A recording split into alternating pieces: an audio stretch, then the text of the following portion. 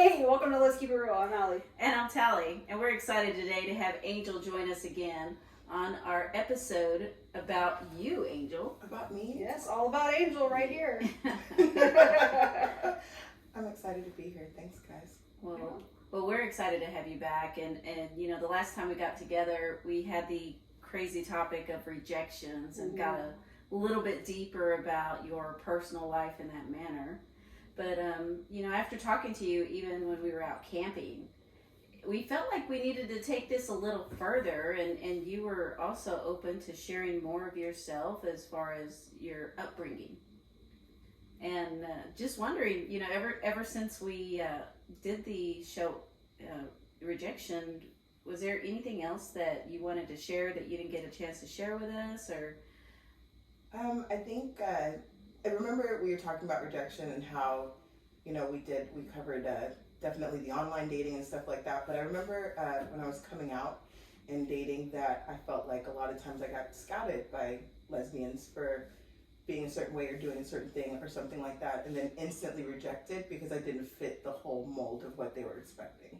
And I always thought that was a bit hurtful because they expected me just to act like a princess, look like a princess, be a princess for their lifestyle. But then when I didn't have the car or the job and I had the responsibility of my kids, they did not want any of those type of responsibilities bleeding over to their life. So, you know, it was, it hurt when it had to come to that, getting rejection, because you were pretty enough to fit something, but you weren't good enough for what they want their lives to be. yeah, it's you know, everybody's got this persona of what their ideal date is, and Sure. Ideally we do want everybody to check the box, but nobody's ever going to be that perfect, and nobody should try to be that perfect. Just be who they are. Yeah, nobody's gonna check all the boxes ever. I mean, that's impossible.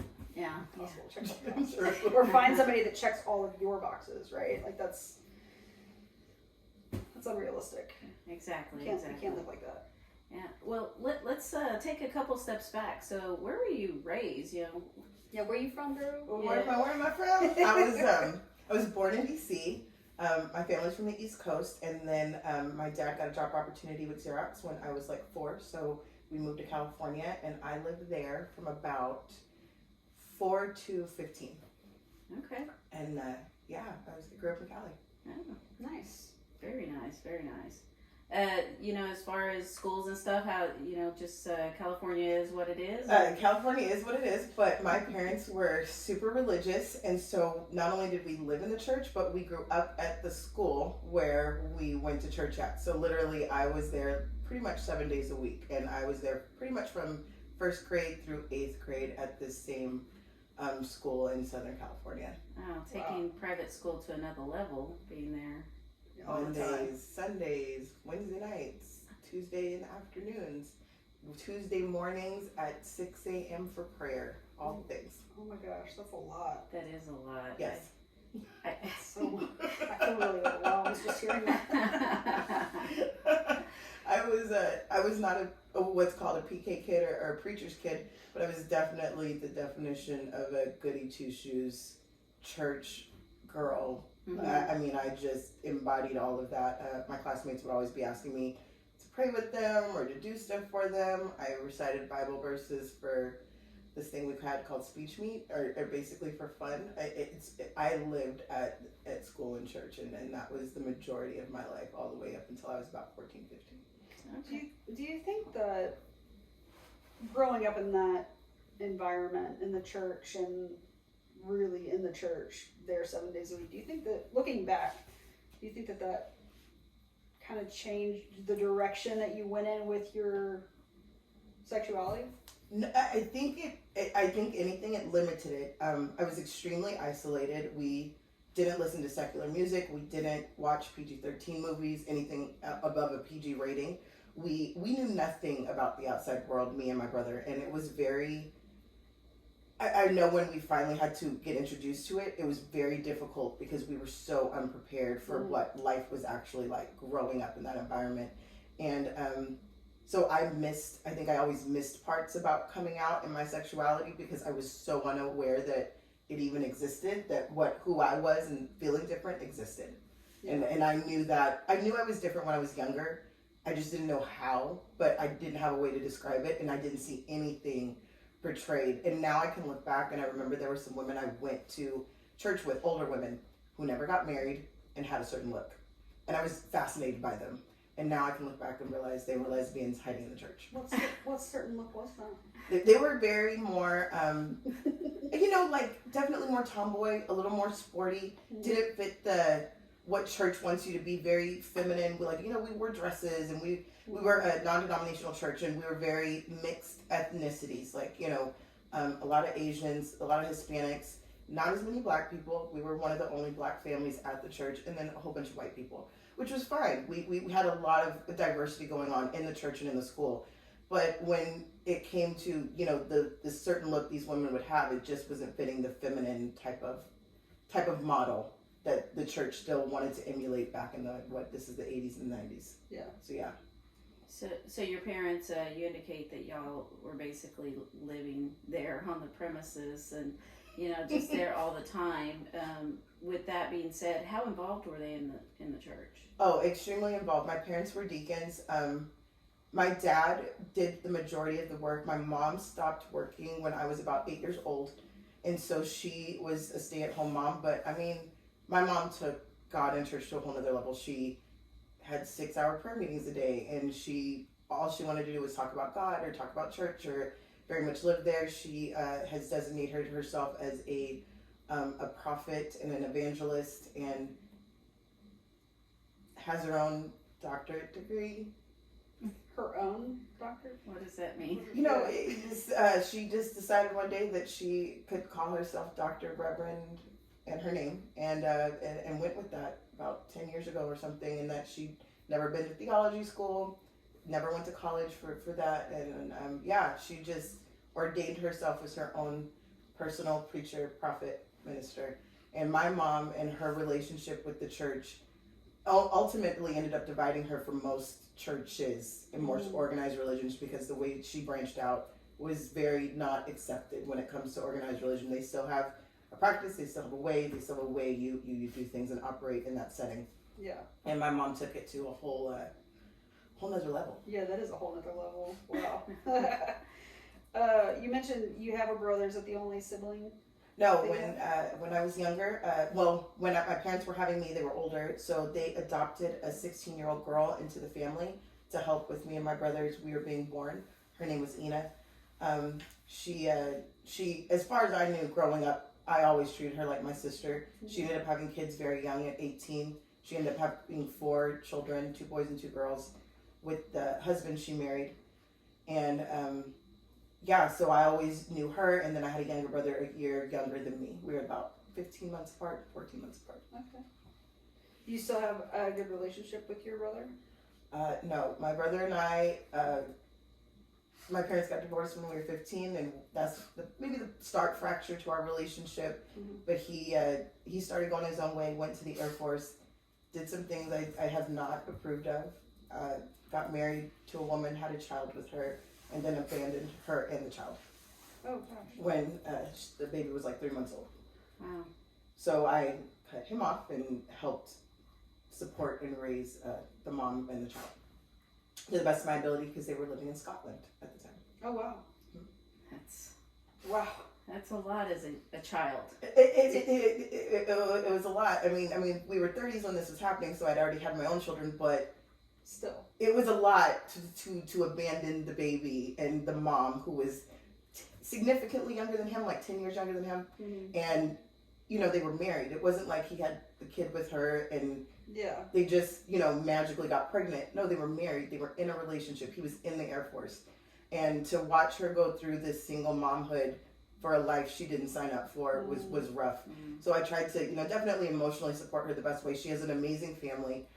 Very well supported, very well loved, but I didn't want her to feel like our side of the family, as flawed as a lot of us are, were ever going to also not be there, and not all be like my brother, that we were going to just take his side, that we were not going to support, and especially this mixed race child who needs to know both sides of her family.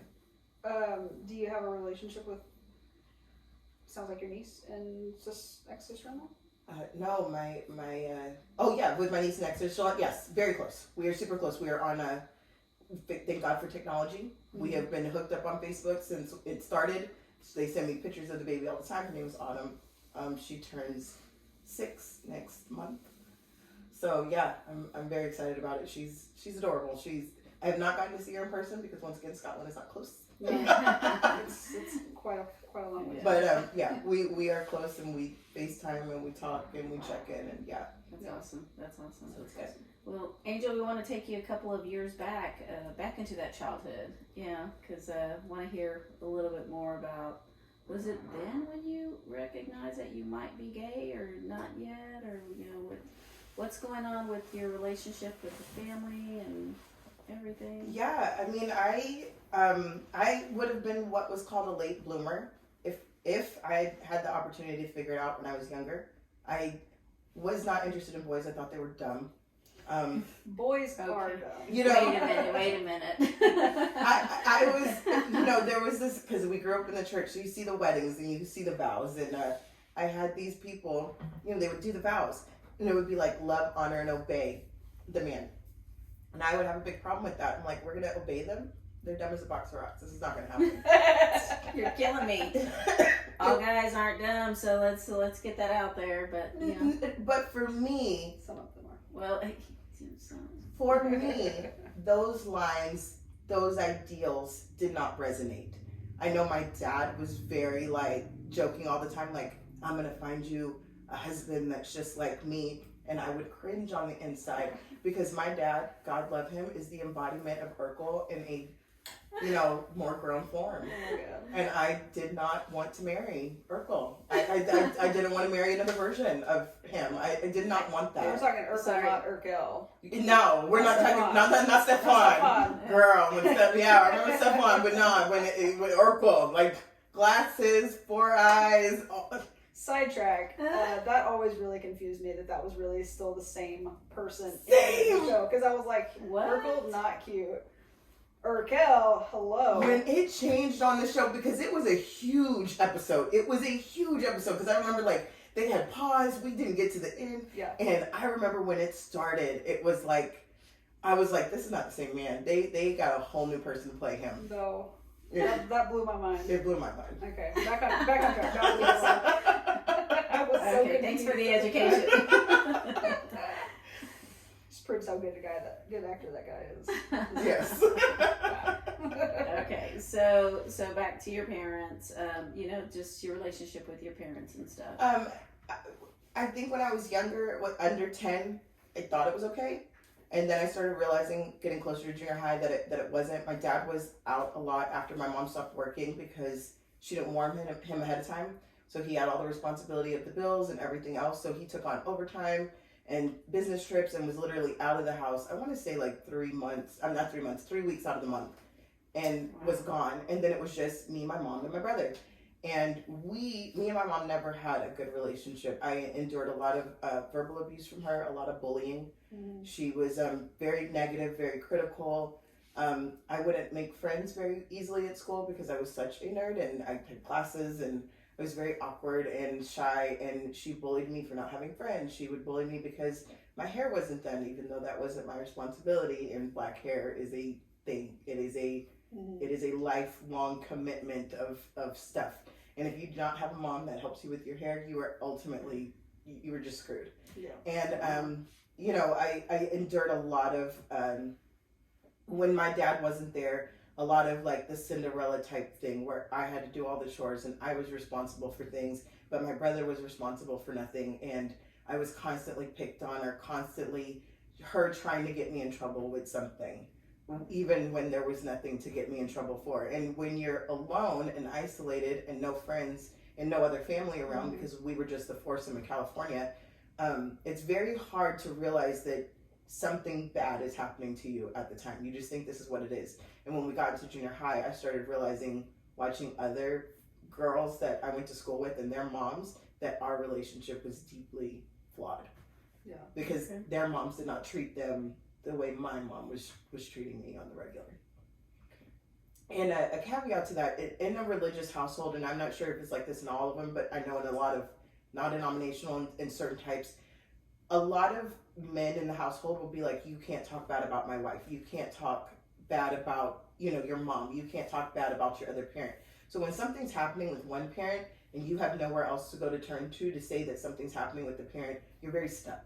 Mm-hmm. Because I couldn't go to my dad and be like, hey, mom's doing XYZ, because he would have just been like, that's your mom. She's not doing that.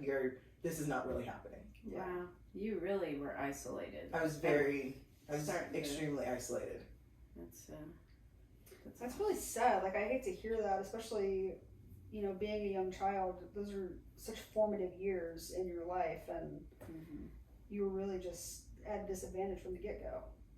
Yeah, it was rough. I remember, years after, I've been talking with other family members, and they finally informed me of stuff they were worried about. Like, my grandmother, before she passed, was always upset because she didn't have enough access to me growing up, and she was afraid of what my mom was doing to me. Oh wow.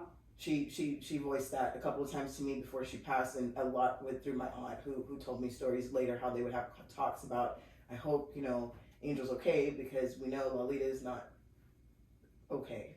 Wow. And we don't know what's happening to her. And this is back, for anybody who's way younger, and cell phones didn't exist and technology didn't exist like it does today. All you had was the regular phone. Right. And as a child, you didn't talk on the regular phone to the adults all the time. Like, you'd pick up the phone, you'd have, hey, how was your grades? How are you doing? And all you do is the correct, polite answers, because that's all you're allowed to do. Yeah. And you bring up an interesting point, because just as much as the parents aren't talking about how they can be better parents, people who are observing abusive parents back then don't seem to be as aggressive about saving or having a voice for the kids and calling authorities. And I don't know when Child Protective Services even started, but if that was a thing, or just calling the police to say, I'm concerned, and when abuse is going on, I just have my own experiences in my head on times when I just wish also that there was somebody I could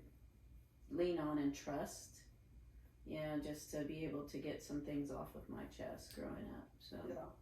I think if you have extended family, especially good extended family, it's important, because you need an outlet to talk to about, you need to talk about your parents. You need to vent, even if they're great parents. You need a place to vent, and or anybody who's in your immediate household. You need a way to get that out. And when you don't have those opportunities, and the parents or the people in your life are not paying attention or listening to that, it's a huge problem. I talked to my dad about it years later, really thinking he had no idea, because he was out of the house so much. He told me, and to my shock, he said, I knew your mom was bullying you. I knew she was doing verbal stuff. I told her to stop. that's it. It broke my heart, because I was very much like, but you knew. I thought you didn't know. I really was hoping he had no idea and that she hid it. Right. And he stopped, paused, and the conversation was like, she didn't stop. I'm like, no, but you obviously never checked back in, did you? And he was like, well, I assume I told her. I'm the man. I told her. Yeah. So she stops. So we're talking after they've divorced. You're no longer living in the same household with both of them. No, the grown adult conversation we had when I was in my maybe late 20s or 30s. Okay. Yep. And because I gave my dad a big pass, because he wasn't in the home. He took care of the responsibilities. I get what he was trying to do as the provider, because my mom ghosted him on that responsibility. Yeah, so you just assumed that he had no idea. Right. I assumed the whole time, and then to come to the realization that he did in fact know. And did not check back in was more disconcerting. He really thought she stopped, and I said, no, Dad, she just hid it better. Mm-hmm. Well, and it wasn't in his face. It sounds like if they weren't living in the same house, then she didn't really have to hide it anymore. Well, no, and when they divorced, I left their house. So how old were you when they divorced? I was 15 when they divorced. They had been married for 17 years at that point. Their marriage was its own disaster. But it was about time for them to separate. And when the divorce was happening, I knew I didn't want to live with her. I knew I did not want to get stuck with her. Yeah. And I knew I didn't want to necessarily get stuck with him, because he wasn't the primary parent. He was very strict. I knew we were going to have some clashes. And I was already in my head feeling very adult because there was just so much I had been dealing with or helping my brother or just You're really growing up faster. yes. Mm-hmm. And I knew we were going to clash as far as me trying to move through high school and stuff. So the offer came up for me to come live with my sister in Texas. Your adopted sister. Yes, Okay. and so I moved here. She wanted me to come help with her kids because they were all homeschooled and they were about 4, 5, 8, and 10 years younger than me. So she wanted help with that. So I ended up moving to Texas. So just in my head, so I have everything mapped out. So how much older is your sister than you? 16 years. Okay, so you moved down here when you were 15, so she's 31. Yes. She's got young kids. Okay, Yes. just trying to She's keep got the 4 young kids. Yeah, that's crazy in itself. And she's 15. Yes. So when you came here and lived with your sister, was the intention for you to finish high school in a homeschool environment, or were you actually going to school and then taking care of So it? my typical day was going to school at 7 a.m. because for some reason Texas high schools wanted to start at the ungodly hour at 7 a.m. for a Yeah, minute. super fun. Yeah. So I'm up at 5 something getting ready. I'm sleeping on the sofa, so I don't have my own room. I don't have my own space, which is I'm just making it work. Right. And I go to school. I get off at 3. By the time I get back home, my sister usually had not gotten her life together. The kids maybe had or had not had some school, but the breakfast dishes were there. The lunch dishes were still there. There was laundry everywhere. The house was a disaster, and I was expected every day to clean all of that up and get it ready before the next day, and take care of the kids. At 15. At 15. It just that's disgusting. Yeah, like that's horrible to hear. Like I just think back, like I'm 15, 16, I didn't have any responsibilities outside of cleaning my room and unloading the dishwasher. Taking care of school too. Yeah. Playing my Go to sports. school, go to sports, and Yeah, that's. No, I was expected to definitely take care of the entire house, make sure the kids were put together. They were also heavily involved in church. My sister was like a deacon, but definitely more like a preacher's wife because her husband, his name is Keith, he was the children's church pastor. So she helped with that, and then when I was in the picture, she was able to step away from the children's church duties and go. She loved to sing, so she wanted to go down to what we call the big church with the adults and sing more there or be more a part of that service on a Sunday compared to being with the kids. And since I was 15 and kind of considered an adult to everybody, I stayed with the children's church so I could keep an eye on her kids and help up there. wow, That's a lot. that So is a lot. There's no way you had any friends during. Once again, very isolated, no friends. My parents stopped calling. They stopped checking on me. I rarely heard from them in the months, because I was here over a year, like maybe close to a year and a half. So I rarely heard from my parents in that time. I wasn't as keen on talking to my mom. We had some not good fights during the divorce process. And then I know my dad was in his own set of pain, and I got it, like I understood, but I still felt very isolated and very alone for a lot of that time. And I had always idolized my sister growing up, but now living with her, the idolization was gone, the pedestal was gone. Living with somebody and realizing their faults and flaws is more apparent when you're there with them. And we were quickly having our own interpersonal problems on how I was a teenager dealing with stuff and how she was a mom dealing with stuff and how we just didn't see eye to eye on a lot of things. So we were already having a lot of interpersonal problems too. Yeah, I feel like just coming out of parents divorcing, Right. moving to another state, taking on all this responsibility that you really didn't want to sign up for, you're in kind of a very vulnerable state. Right. Mentally, physically, emotionally, everything. And I feel like this is where our story's going to take a turn, and I'm going to have to grab those tissues in a little bit. Oh, yes. But, so you were alone a lot at the house with the kids, Yes. not necessarily with your sister there. Yes. So is your sister handling these kids on her own? Is that why she needed your help, or? I think for the most part, because the responsibilities of being any kind of pastor, deacon in the church takes up a lot of your time. There are extracurricular things all the time. My sister went more towards those, I think because she felt like she had a hand-on babysitter. I get it. She wanted more time out of the house, stuff she hadn't been able to do before I got in there. I don't blame her for definitely wanting more time, more freedom to chase some of the goals or stuff she had put on a back burner because she had 4 children and didn't have time to do that. So for a varying number of reasons, my sister started not being at the house for a long period of time. So where's their dad during all this? I mean, we talk about your sister quite a bit, but I don't understand their dad's role. He was there because he was able to divide his time a little bit better with the church responsibilities, because his responsibility was the children's church. Mm-hmm. And I know our church was really big. We had about 3,400 adult membership. So I mean, our children's church on a regular Sunday was about 100 kids or so. Like, we had a good little chunk of people. Like, I mean, we had a lot going on, but he was able to divide his time. So he was home more often than not. And then as time went on, things started changing. And What do you mean changing? I being very isolated and very naive and not knowing anything. Once again, we're going to refer back to the fact that I have not watched PG-13 movies, rated R movies, and I am unaware of life. You're very sheltered, I feel like. Very sheltered. And the way he approached a dynamic with me, which I found out was the 5th time he had approached this dynamic in different ways, was that he loved me. He wanted to be more a part of my life, and wanted me to know that I was loved and taken care of. I, so desperate for a friendship or anybody to hear me. Affection.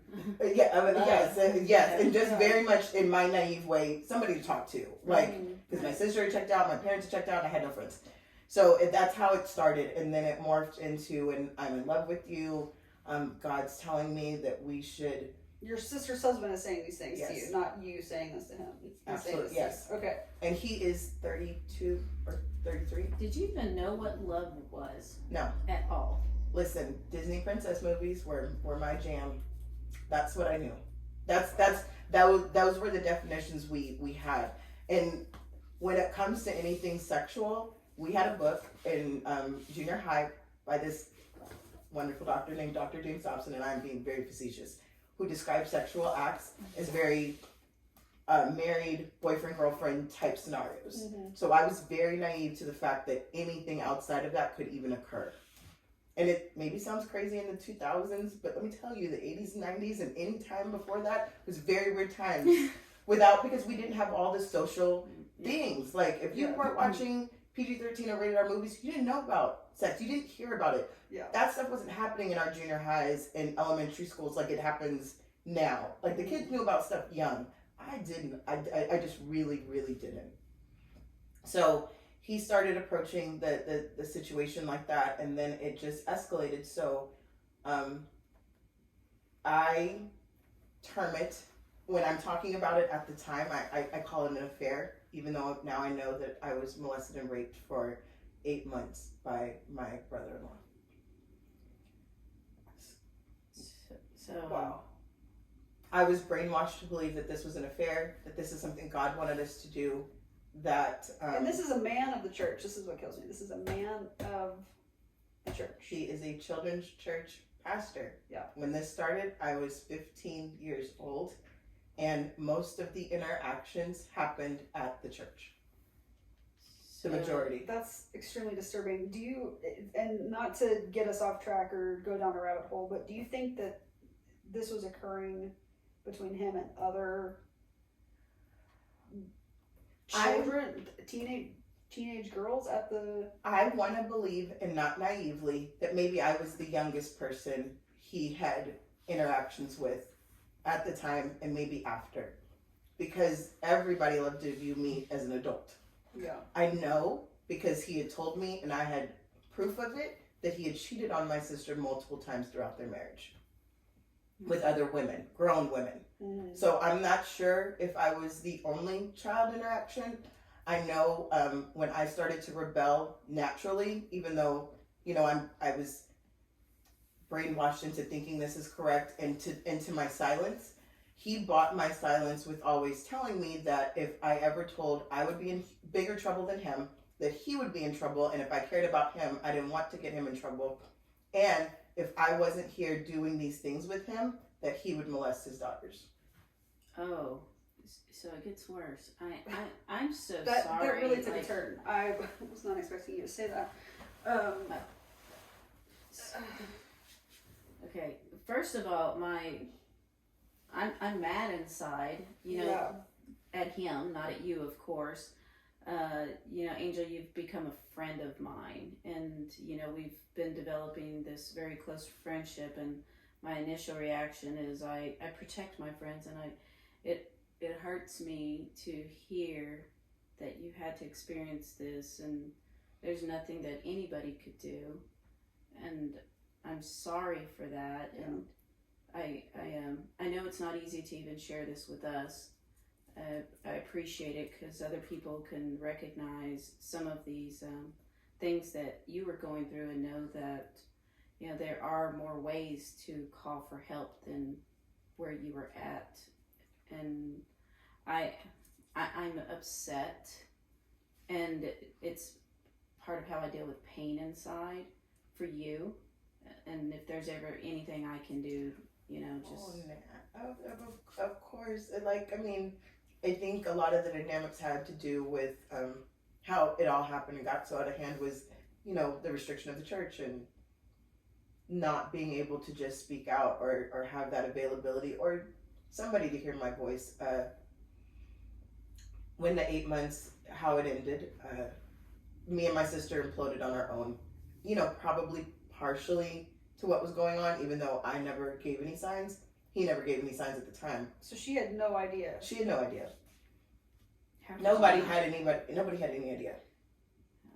Does she know now? Did she find out later? Everybody found out. I'm not sure how he ended up getting caught, but I ended up going to live with other friends of the church because me and my sister's relationship kind of really fractured based on the care and responsibility of the kids, Right. me feeling overwhelmed and kind of done. Like I was just, between what was happening to me plus the divorce, I was just very broken. Yeah. And I think my own brokenness just showed through. This other family stepped up and I went to go live with them.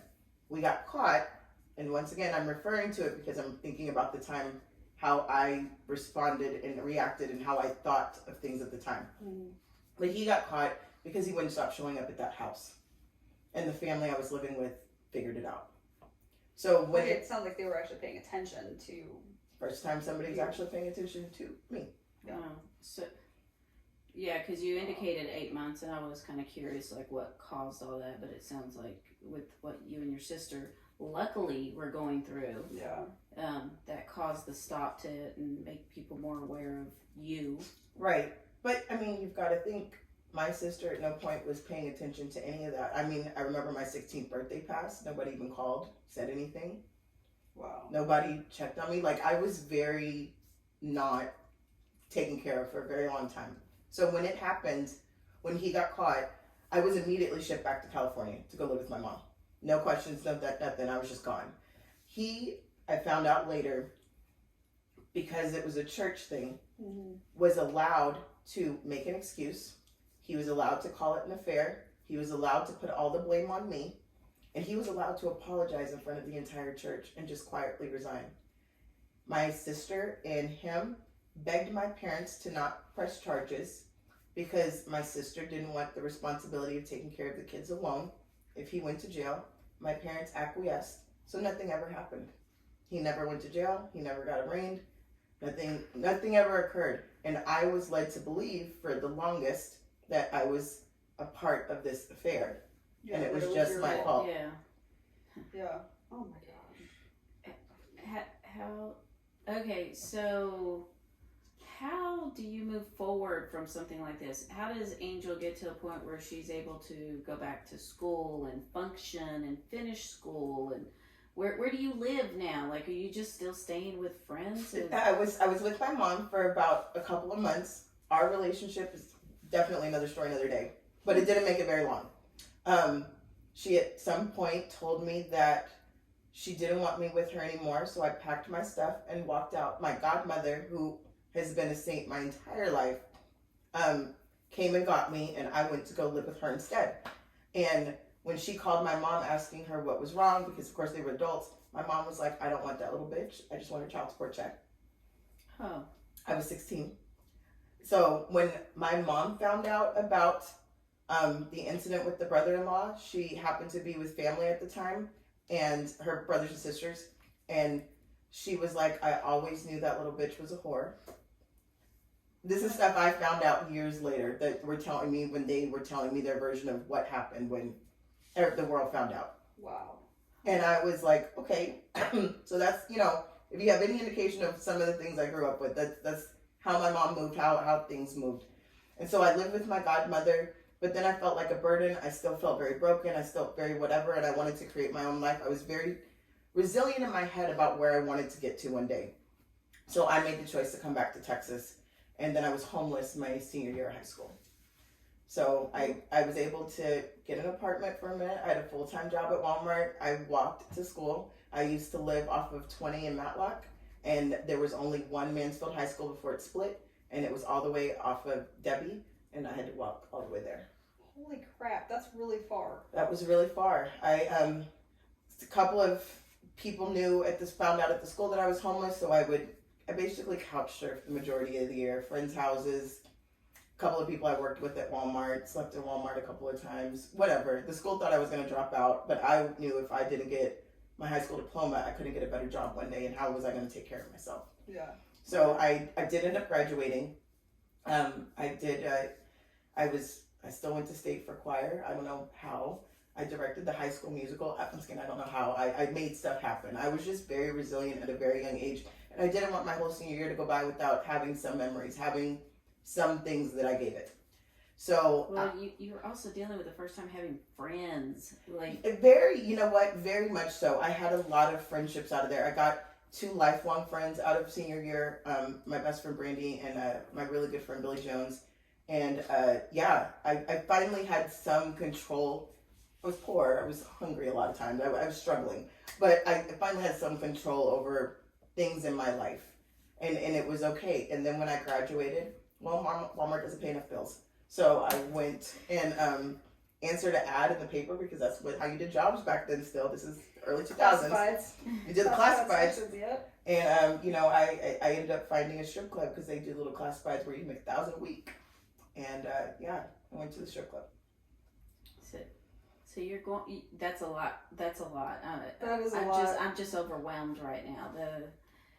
For those of y'all struggling in school that are listening, just think about the picture and the journey that Angel just went through to make high school. Just the part of high school happen, which comes pretty natural and pretty traditional to a lot of us, just fairly easy compared to what you just freaking shared with us. I've got so many emotions. Sometimes I think, man, I had a hard time in high school, dealing with my sexuality and doing all this, and I'm like, never mind. Yeah, it's fine. High school's fine. No, I'm fine. No, because everybody's struggle is different, and one thing I don't take away from anything is that it made me a lot of who I am today. I just don't take things for granted. Yeah.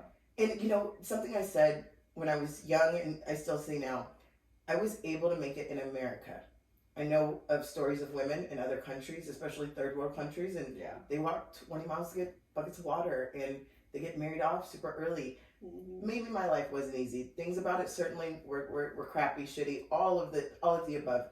But I was dealing with a set of circumstances that at some point, through mistakes, through trial and error, I was able to overcome, and I had opportunities that I could make happen to do so. Yeah. And, I guess I have to be grateful for the tools I had to make it and to want to do better, and that I had the mind and the resilience to, because when I was at the strip club and the girls I met and worked with went through similar struggles like I did, stories about sexual abuse from family members or people they knew, and they never recover. They get on drugs, they get caught in a lifestyle, they try to escape, and they never get to a better place. And I was very lucky that I never did drugs. I never became an alcoholic. I never took on negative tendencies in relation to the negative things I went through in life. So I got really lucky that I had who I was as a person and my brain to make it. Mm-hmm. So Angel graduates from high school despite everything she's got going on. Somehow you make it all happen, and you're working at a strip bar as well too. Is there anything as far, did you continue that after you graduated, or? I made it about 3 months, and then this guy looked like Garth Brooks at the time, because your girl still doesn't realize her sexuality, and I think a lot of that has to do. Did you not realize it, or I did you have signs? So of it, funny. or? There were signs. I was having dreams about women at this point. I think if the incident hadn't occurred, I think I would have figured it out younger. Because once again, I still was not into dudes that way. They would be into me, and then my still Christian bringing the stuff that's in your head still tells you, oh, you've still got to find a man. You still have to do these things. It's still a mantra that we get as women, especially if you grow up in the church. You're gonna find a man. So these men would do stuff, and I'd be like, okay, well, we'll give it another try. Like, you don't think there's an option, but working at the strip club and seeing some of these gorgeous women I used to work with. Yeah.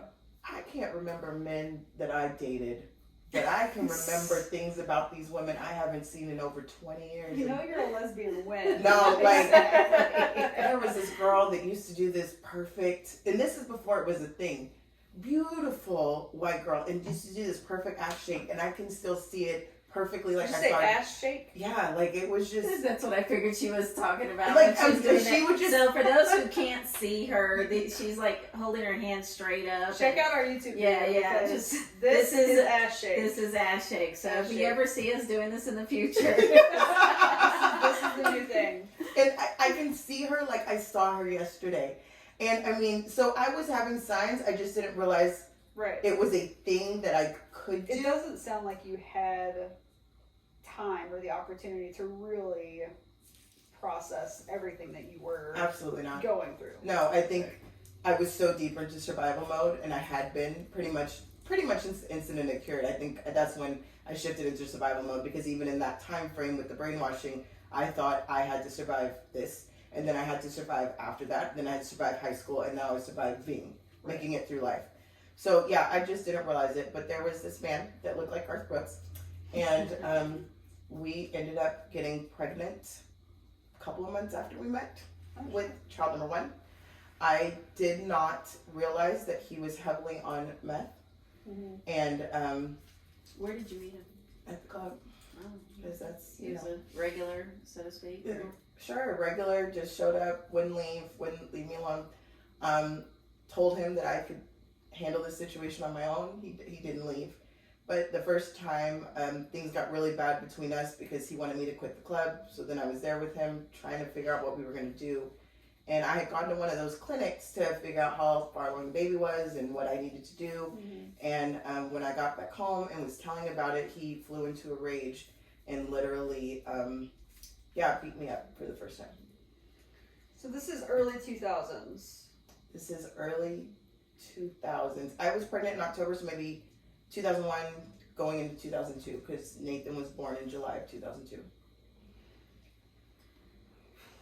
Just thinking about what I was doing in 2001. I'm just getting upset again. Yeah. So I'm enraged. I need to drink. So we need to open that fridge. I So early. so I went to a shelter the next day. He begged me to come back, said we'd fix it, we'd be a family, and me in my broken state wanted to believe anything. I'm pregnant. This is his kid too, and I don't know what to do. This time I was really stuck. I didn't know what to do. The abuse got worse. He beat me up pretty much the entire pregnancy. I didn't eat well because I was so stressed out. I think I lost weight before I gained weight with Nathan. He still ended up being an 8.5 pound baby off of my only 25 pound weight gain. Wow. It was bad. I left again. I left right before he was born. Went to go with my mom. It was so toxic. I remember coming back to Texas thinking he's the lesser of two evils. Wow. That's And I knew that. awful. Yeah, and I knew that. I knew that I was coming back to a shitty situation, but living with my mom would have been shittier. So it was rough. I had had Nathan in July. Things didn't get better. Left him at the 7-month mark when Nathan was 7 months old, and then I was gone for about 6 weeks. I stayed in the Salvation Army shelter. He came begging back, and I just remember thinking that I needed to give him a chance because this is his dad and I'm trying to make it work, but what am I going to do? He got a little better. One of the things that never happened was that when you have the baby, you're supposed to have the 6-week checkup. He wouldn't take me back for the 6-week checkup, so I never got birth control. So then we ended up pregnant with Joe. So yeah, it was a good 5 long years of kids and abuse and him on meth. For people who don't know, when a person takes meth, they're out for 3 to 4 days. The high is so intense that they don't eat, drink, nothing, sleep for 3 to 4 days. When they come down, not only is the drug gone, but they haven't eaten, slept, and drank in 3 to 4 days. So there were times where he would get high. I would buy the groceries, like dry foods, because I knew everything else would spoil because I wouldn't be able to touch the kitchen in a real way for a very long time. And make sure I got everything, the bills paid, everything else, hide the rest of the money. And then the day he crashed, I would lock me and the kids in the room for about 3 days until he got it together. So that was a lot of my life for a long time. He didn't want me to get a job because he didn't want to help with the kids. His parents knew what was going on.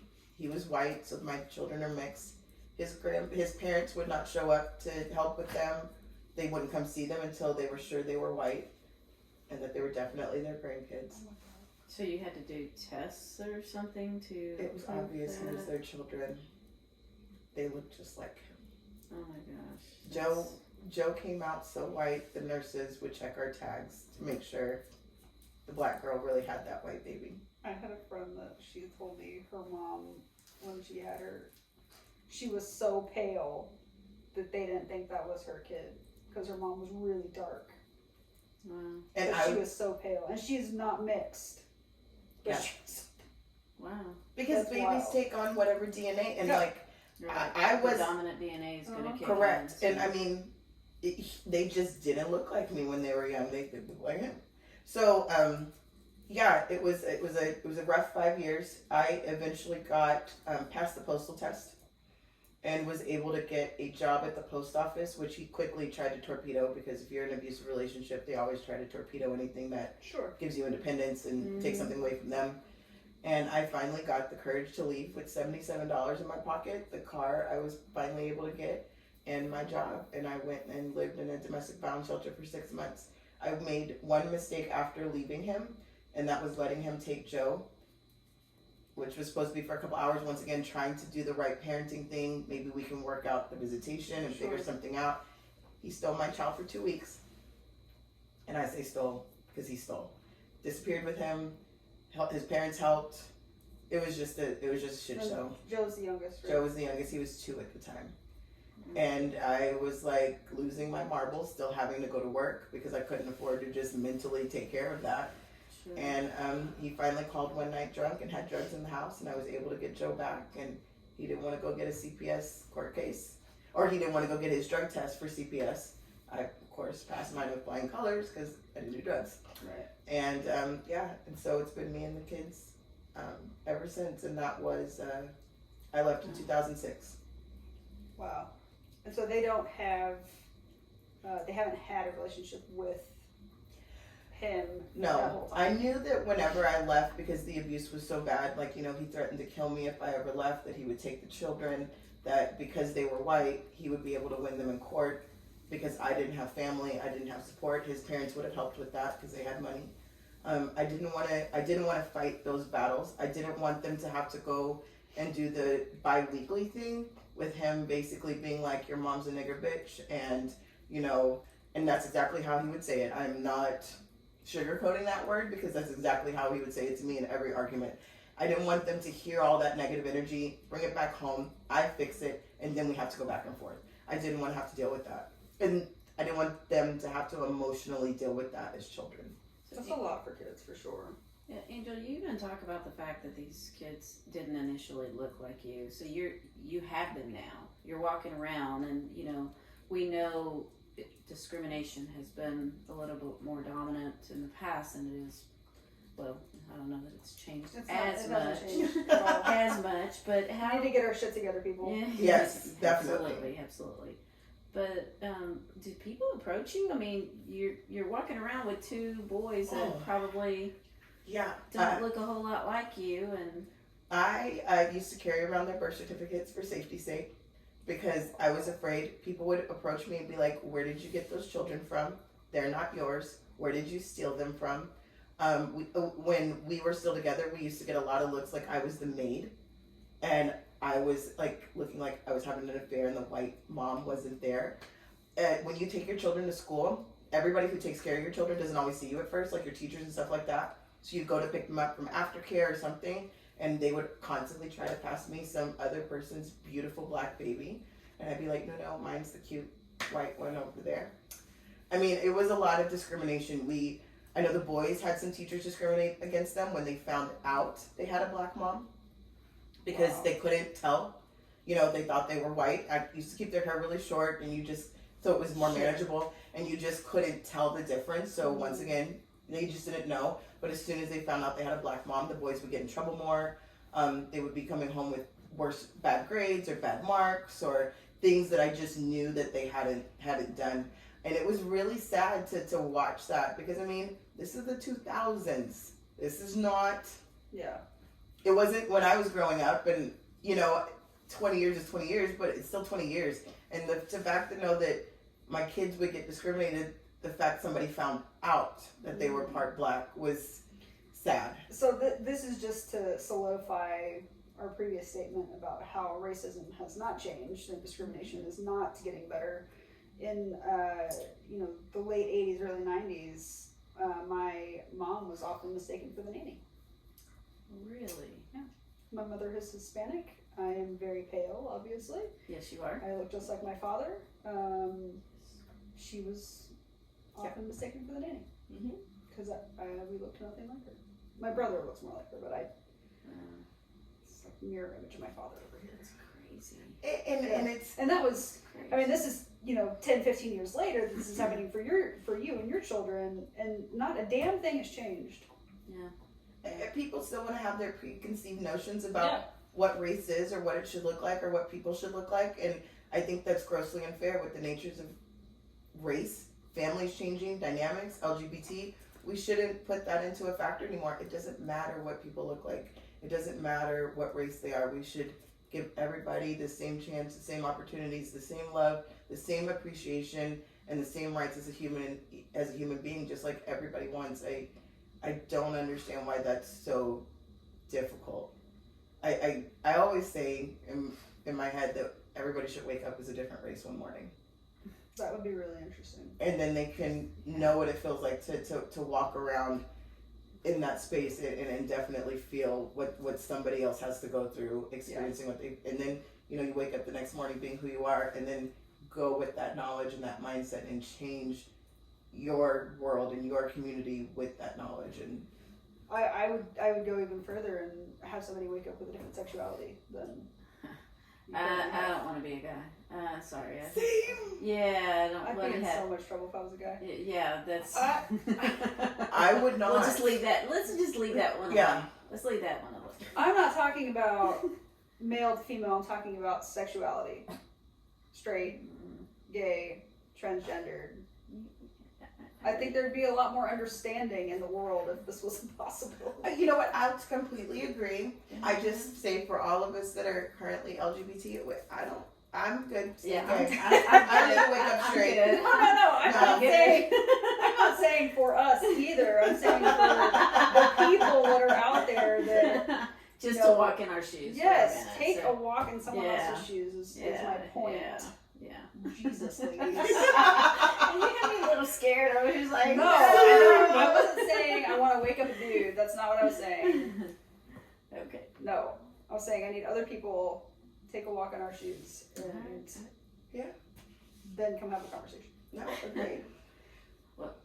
Angel, this was a hell of a lot of a story here. So Yes. I applaud you for so many things. Your resilience, most of all. I don't know I didn't hear where you picked it up from. So wherever you found it within yourself to continue to pick yourself up, it's definitely something that I respect about you. And I'm so happy to say that you're a good friend of mine, and You're an amazing, respectable woman. There's so many things in life and so many people that you influence as well, and that'll be for another show that we'll talk about. But thank you for sharing your past, because this was big, and so happy to have crossed paths with you in any way, shape, or form today. Yeah, Same. absolutely. Pleasure having you today in our new studio. Yes. Really excited that you were the first guest in the studio, and we look forward to having you back later in the season for another story. Absolutely, guys. This is amazing. Thank you for letting me share my story and talk it out and hearing all the things. But yeah, I love being here with y'all. You're great. I just want to put it on record. I did not cry today. Well. It's early, but I did not cry today. Yeah. I saw a watering. Yeah. So no tears dripped from this. the watering still occurred. I had the watering. You did have the watering. I did have the watering. I just want to put that on record. Yeah, I was For steaming. future note, Allie did not cry today. But again, thank you so much, and thanks everybody for listening and joining us on our YouTube channel. Keep it real, everybody.